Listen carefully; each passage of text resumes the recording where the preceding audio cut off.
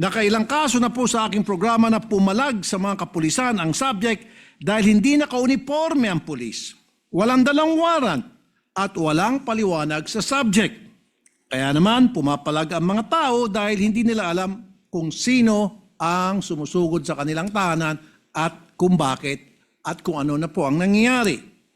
Tapos, kunting palag lang, barilan na agad. Mr. President, move that we recognize our distinguished colleague from Davao and Isabela in the Republic of the Philippines, Senator Raffy Tulfo, to avail of the privilege hour. Senator Raffy Tulfo is recognized. Thank you, Mr. President. Distinguished colleagues, today I would like to call everyone's attention again on matters of law enforcement. I may sound like a broken record, but as long as nangyayari ang mga ganitong bagay, hindi po ako mapapagod sa pagkalampag sa ating mga kinaukulan.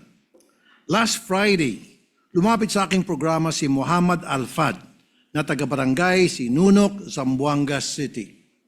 Humihingi po siya ng hustisya dahil sa namatay ang kanyang ama na si Jerry Alfad, ang kanyang kapatid na 12 taon na si Salam Alfad at kanyang pinsan na si Reynan Alfad.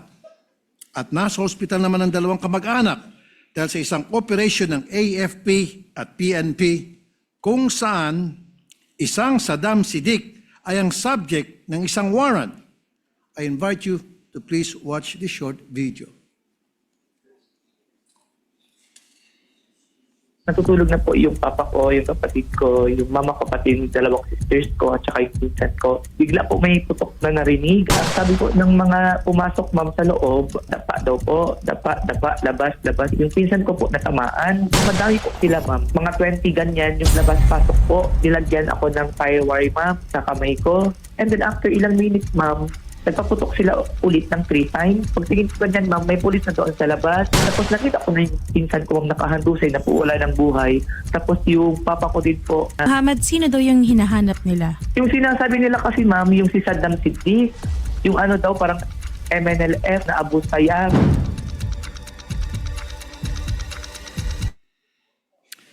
Mr. President, the encounter happened at 1:30 a.m. at the residence of the Alfads.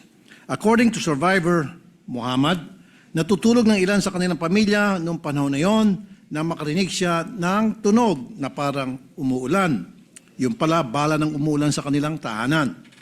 Nung lumabas siya ng kwarto, pinadapa siya ng mga operatiba at nakarinig pa siya ng mga barilan kahit nakapasok na sa bahay ang mga operatiba.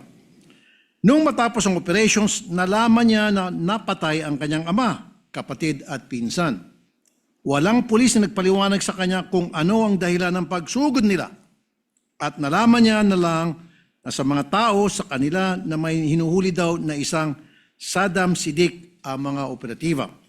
Ayon kay Muhammad, walang ganong tao sa kanilang tahanan at hindi niya ito kakilala. Samantala, ayon sa PNP, an exchange of fire broke out when they were about to serve multiple warrant of arrest for murder and frustrated murder on Saddam Siddiq, a member of Abu Sayyaf group. They said the operating team introduced themselves as police and military personnel, but 2 unidentified individuals reportedly opened fire, prompting them to retaliate in self-defense. Ito na naman po tayo. Sa ngalan ng self-defense, namatay ang 3 inosenteng sibilyan. Ang masakit dito, kinumbin pa ng investigators na wala sa lugar si Saddam Siddiq at hindi pa rin ito nahuhuli. Sa ngayon po, 14 na military officials ang makakasuhan ng multiple murder, frustrated murder, criminal negligence at robbery. Talaga namang sukdulan ng kawalang hiyaan na nagawa pa nilang magnakaw. At ang nakapagtaka, bakit puro AFP lang ang kinasuhan? May ginawa bang PNP operatives upang pigilan ang mga karahasan? Hindi lang po itong kaso ang nakarating sa akin kung saan ang ating mga law enforcers ay lumabis sa kanilang mga operations. Paulit-ulit na lang na sumusugod ang mga ito at kakalampagin ang mga nanahimik na mga komunidad. Please watch po this video. Wala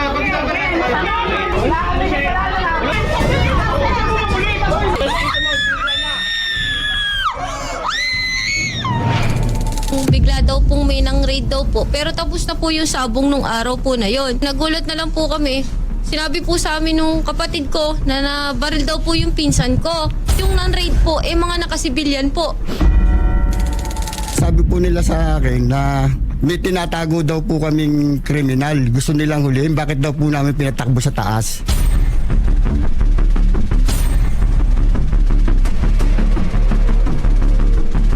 Mr. President, there are 5 issues that I would like to raise with regard to our law enforcers. First, the lack of planning. All the victims of mistaken identity and all the collateral damages during law enforcement operations are victims of lack of planning.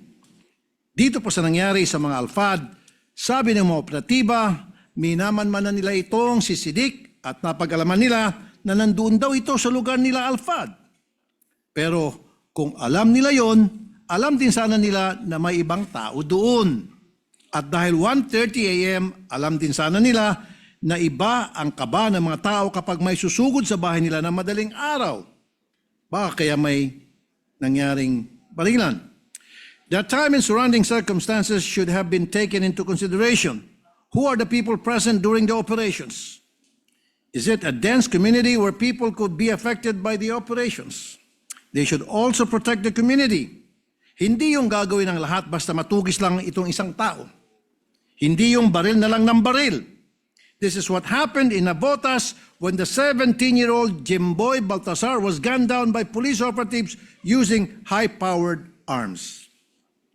At dito po nga pasok ang pangalawang issue, the use of excessive force. A few months ago, I encountered another case where the police did not follow the rules of engagement. I invite you to please watch the video.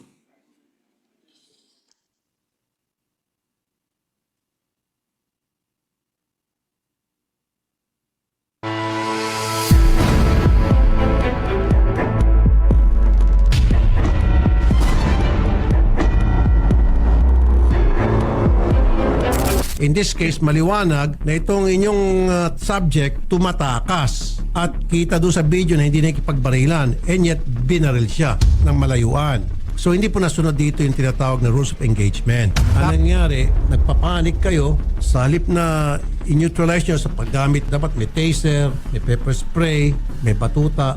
Yung baril, last recourse yun. Ang nangyari kasi sa ating kapulisan, kunting mali lang, medyo papalag na yung suspect, binabaril na. Mr. President, according to the revised PNP Operational Procedures Manual, no violence or unnecessary force shall be used in making an arrest, and the person to be arrested should not be subjected to any restraint greater than what is necessary under the circumstances. And that is why it is mandated that police officers should carry accessories appropriate to the police operation being performed, including but not limited to ballistic vest, handcuff, whistle, baton, truncheon, pepper spray, tasers, and nightstick to be used in a non-armed confrontation with a violent, uncooperative, and unruly offender. Our law enforcers should also be trained to determine what is necessary and reasonable, taking it into consideration the number of aggressors, nature and characteristics of the weapon used, physical condition, size, and other circumstances to include the place and occasion of the assault. Issue number 3. Aggression during police operations stem from lack of information on the part of the subject of the arrest. Nakailang kaso na po sa aking programa na pumalag sa mga kapulisan ang subject dahil hindi naka-uniforme ang pulis, walang dalang warrant, at walang paliwanag sa subject. Kaya naman pumapalag ang mga tao dahil hindi nila alam kung sino ang sumusugod sa kanilang tahanan at kung bakit at kung ano na po ang nangyayari. Tapos, kunting palag lang, barilan na agad. And that is why we push for the passing of the bill on body-worn camera for law enforcers. Salamat kay Senator J.V. Ejercito at sa Committee on Public Order at pagpursige din niyang ipinasa ito ngayong Kongreso. Another problem that I have encountered is the data system ng PNP kasama ng e-warrant system. In a number of cases in my program, innocent individuals have been arrested on mistaken identity dahil mali ang pangalan sa warrant o di kaya hindi pala updated ang e-warrant system at inaaresto ulit ang subject sa parehong warrant. Ito po ang nangyari.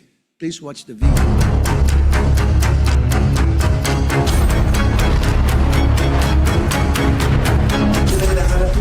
Si Kuya Tutoy daw po. Wala po, hindi po ito napunta. Yung pong warrant po yun ay matagal na po yun. Nangulong na nga po ako dyan, 4 na buwan po. So, ibig sabihin, yung mga pulis, walang kopya nito. Wala po.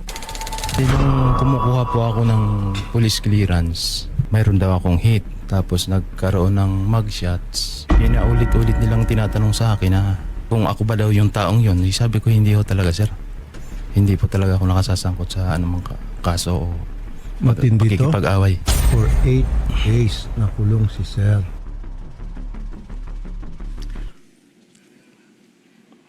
Ang huling issue ko po ay ang pagpapatibay ng konsepto ng command responsibility. Sa mga ganitong klaseng insidente, ang kadalasan na napaparusahan ay ang mga mabababang opisyal na sumunod lamang sa utos ng mga superior nila. Pero Mr. President, in all planned police operations, the team leader of the operating team is required to secure a pre-operation clearance prior to the conduct of operation. This clearance must be approved by the chief, commander, or head of the office or unit and must be submitted at the operation section for record purposes.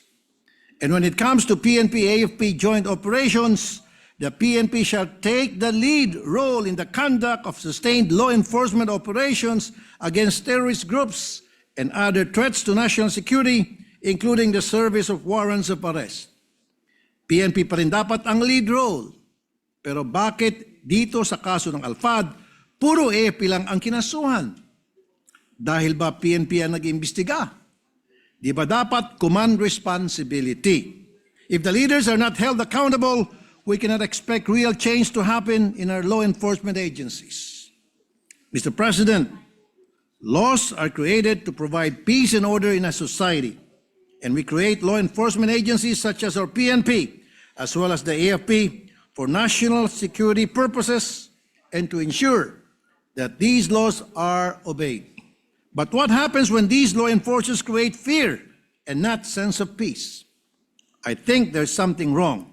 And we have to do something. If not, we consider ourselves as accomplices. Thank you, Mr. President. My dear colleagues, good afternoon to all.